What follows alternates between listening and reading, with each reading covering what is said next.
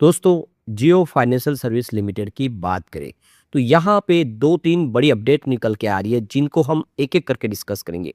वैसे तो जियो financial service limited अगर एक्सपर्ट के नज़रिए से देखें तो आपको ये कॉस्टली दिखाई देगा क्योंकि इसका पी रेशियो काफ़ी हाई है दूसरी कंपनियों के मुकाबले।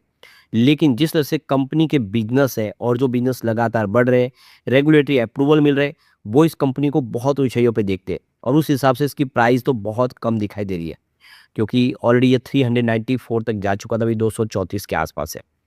यहाँ से जिस तरह से बिज़नेस एक के बाद बढ़ रहा है, चाहे वो फाइनेंस सेगमेंट हो, इंश्योरेंस का सेगमेंट हो या फिर देख सकते हो कि इसका गोल्ड लोन वगैरह का बिज़नेस, दूसरे और बिज़नेस हो, आने वाले इसमें कंपनी होम लोन सेगमेंट में भी एंट्री कर सकती है। तो ये सारे बिज़नेस के लिए गेम चेंजर हो सकते हैं और ये कंपनी कमाल कर सकते हो। क्या है इन सारी बातों की संभावना और यहाँ पे डीआई का रुझान कैसा है उसको भी जानेंगे और यहाँ पे प्रमोटर ने खुद स्टेक बढ़ा दी है। ये क्या इशारा करिए समझेंगे इस वीडियो के माध्यम से।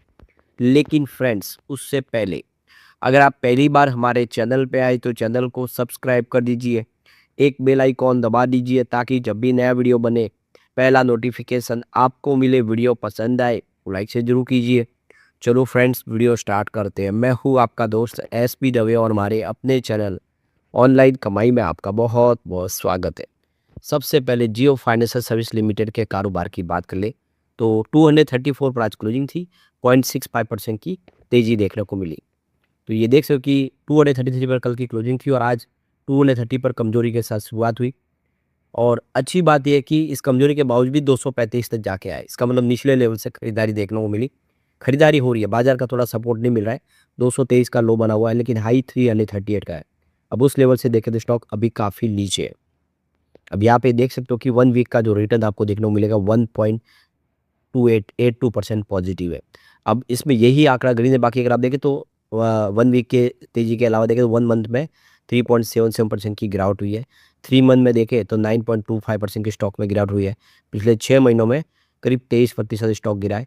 तो 9 मंथ की बात करें तो 29% की गिरावट है। लगातार आप देखें ये कमज़ोर साबित हुआ है, इसमें लोगों को लॉस ही हुआ है।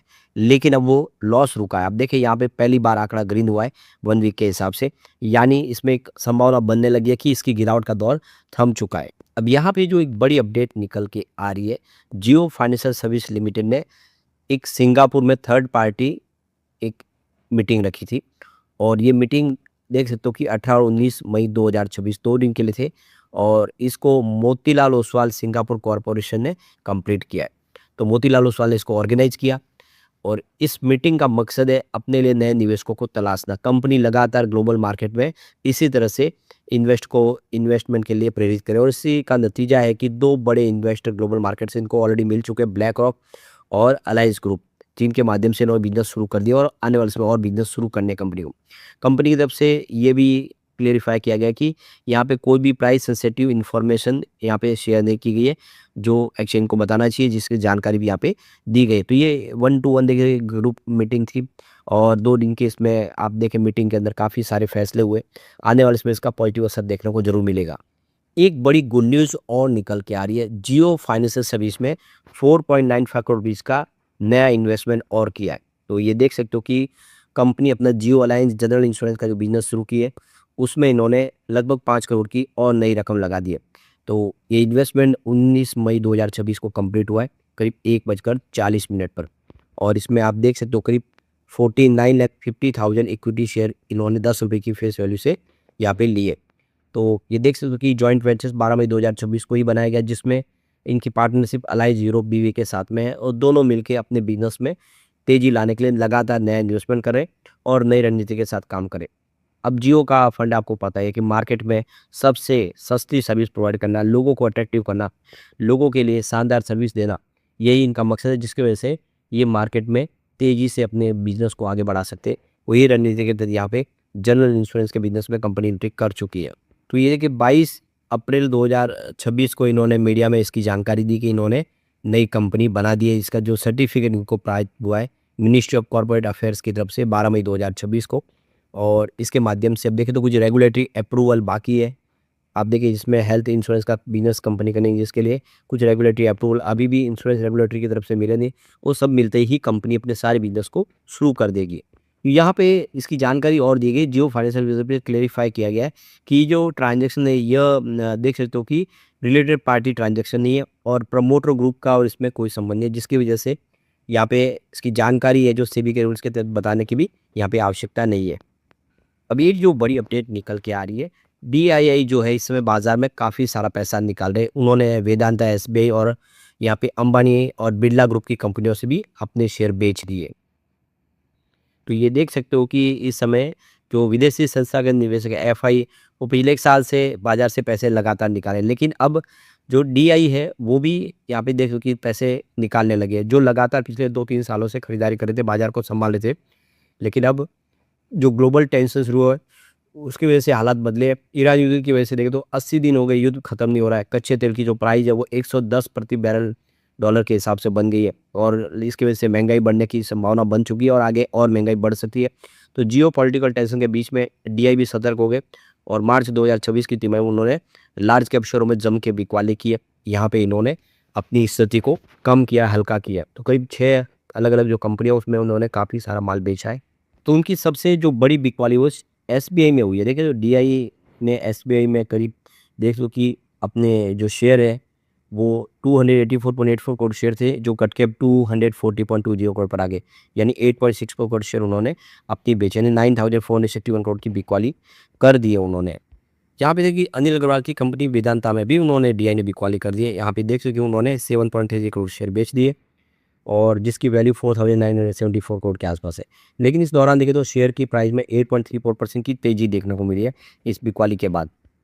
यहाँ पे हिंडाल्को में भी देख लो कि आदित्य बिरला ग्रुप की कंपनी, इन्होंने बिकवाली की है, 4.09 करोड़ शेयर बेचे और इसकी वैल्यू है 3,801 करोड़ के आसपास। लेकिन इस दौरान 0.25% की गिरावट भी हुई है स्टॉक के अंदर। अब बात करें जियो फाइनेंशियल सर्विस लिमिटेड की, तो जियो फाइनेंशियल सर्विस लिमिटेड में भी बिकवाली कर दी है। तो ये देख सकते हो कि जो डीडीआई एनबीएफसी से जो भी है और डीआई है उन्होंने भी दूरी बनाई हुई है, उन्होंने जियो फाइनेंशियल में बिकवाली की है। इन्होंने करीब 6.98 करोड़ शेयर बेच दिए। इस बिकवाली की जो वैल्यू है 1785 करोड़ के आसपास है। तो इस दौरान देखें तो इसमें 24.02% की गिरावट भी हुई है और 235 के लेवल पे स्टॉक आ गया है। तो एक तरह से देखें तो ये कमज़ोर कड़ी साबित हुआ है। अभी फ़िलहाल इसमें तेज़ी बनी नहीं है और इसी वजह से डीआई भी अपनी होल्डिंग को थोड़ा हल्का करे, क्योंकि लगातार बाजार गिर रहा है। ऐसे में उनको भी अपनी स्थिति को संभालना है। उन्होंने जियो फाइनेंशियल में निवेश घटाया ज़रूर है। सिर्फ यहाँ पे जियो फाइनेंस बात, इंडियन ऑयल कॉर्पोरेशन आईओसी में भी आप देखिए होल्डिंग घटा दिया है, करीब 12.77 करोड़ के शेयर बेच दिए, यानी 2071 करोड़ की बिकवाली कर दिया। इस दौरान देखें तो 18.66% की गिरावट भी है स्टॉक के अंदर। लेकिन प्रमोटर को कंपनी पे पूरा भरोसा है। उन्होंने देख सकते हो कि मार्च से अप्रैल के दौरान अपनी होल्डिंग को बढ़ा दिया है। 47.12% की होल्डिंग थी जो बढ़ के 49.13% हो चुके हैं। करीब 2% की होल्डिंग प्रमोटर ने यहाँ पे अपनी बढ़ा दी है। ये बहुत बड़ी गुनीज है। तो ये देख सकते हो कि प्रमोटर इस समय निवेश करें, मतलब उनको भरोसा है कंपनी पे, उनके प्रदर्शन पे। आने वाले समय स्थिति बदल जाएगी। तो एफआई ने भी यहाँ पे होल्डिंग ट्रिम की है। 12.31% की होल्डिंग थी मार्च में, जो अप्रैल में ये देख सकते हो कि 11.61% के आसपास आ गई है।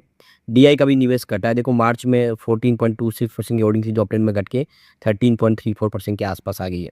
और यहाँ तक कि देखें तो जब पब्लिक ने भी अपनी होल्डिंग कम की है, 26.1% की होल्डिंग थी मार्च में जो अप्रैल में 25.75% हो चुकी है। तो सब ने होल्डिंग कम करके ये सारे शेयर प्रमोटर खुद खरीदे। इससे एक बात समझ में आ रही है कि प्रमोटर में इस कंपनी को जिस तरह से आगे बढ़ाने की काबिलियत है, उनको भरोसा है कि स्टॉक आगे उसमें बेहतर करेगा। ये एक रियल में इसके लिए एक पॉजिटिविटी है जो आने वाले साबित कर रहा है कि जियो फाइनेंशियल मजबूत है। इसके लेवल पे बाजार का साथ मिलने के बाद ये कमाल कर सकता है। लेकिन फ्रेंड्स, कोई भी इन्वेस्टमेंट करने से पहले अपने फाइनेंशियल एडवाइजर से एडवाइस ले ले या अपना खुद का रिसर्च करें, क्योंकि मैंने वीडियो आपके एजुकेशनल पर्पज़ के लिए ही बनाए। वीडियो पसंद आए तो लाइक शेयर जरूर कीजिए और चैनल को सब्सक्राइब कर दीजिए। Thank you friends.